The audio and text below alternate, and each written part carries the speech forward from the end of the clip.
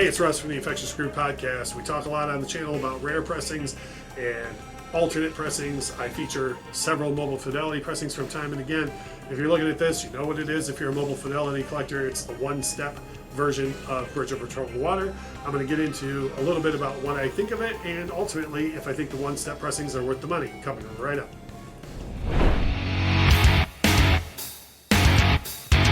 So, the Mobile Fidelity one-step pressings. I will go over the two positive things you hear about all of these pressings and the two negative things you hear about all these pressings right off the bat. Two positive things you hear about all these pressings is that Mobile Fidelity has outdone themselves as far as the process with which they make the records. They're called one-step because they have taken and removed a step from the pressing process and got it closer to the analog tape that originally the record was recorded on. The other thing that you hear as a big positive is another thing that Mobile Fidelity already did well but does even better, and that's their packaging and presentation. Fantastic overall. These boxes really show like the reverence that they have for the music that's held within inside. The two negative things you always hear about Mobile Fidelity are ramped up here. Some people don't like that they overdo it on the packaging. Some people don't like that the artwork is changed and altered from the original. I understand that. And number one with the bullet, the number one complaint is the price.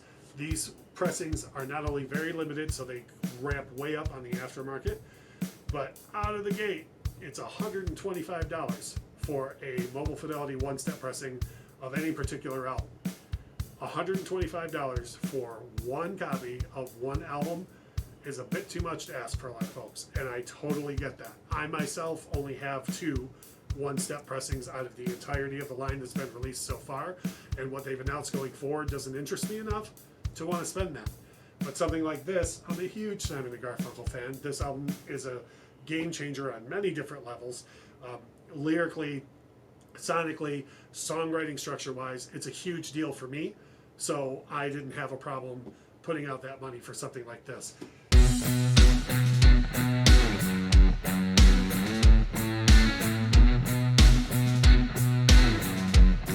Get a little more into detail about what I was talking about with the packaging. So you already saw the front of the record, the way they do it.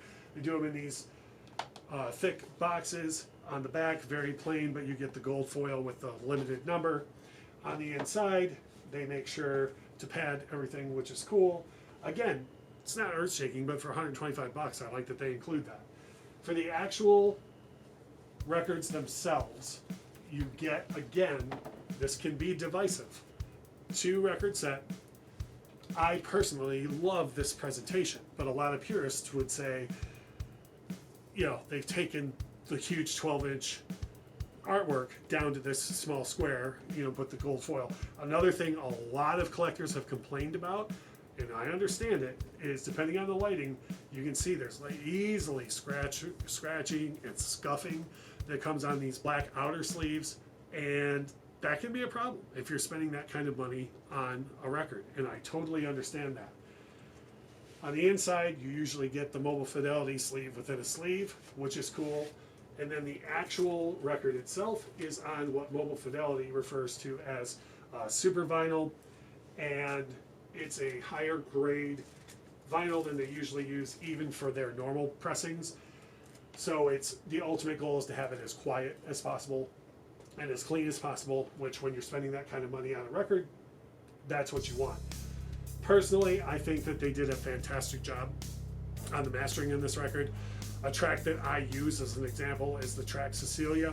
When you listen to the version that's on this record, in my opinion, it sounds like you're sitting right in the middle of the band that was in the studio around Simon and Garfunkel.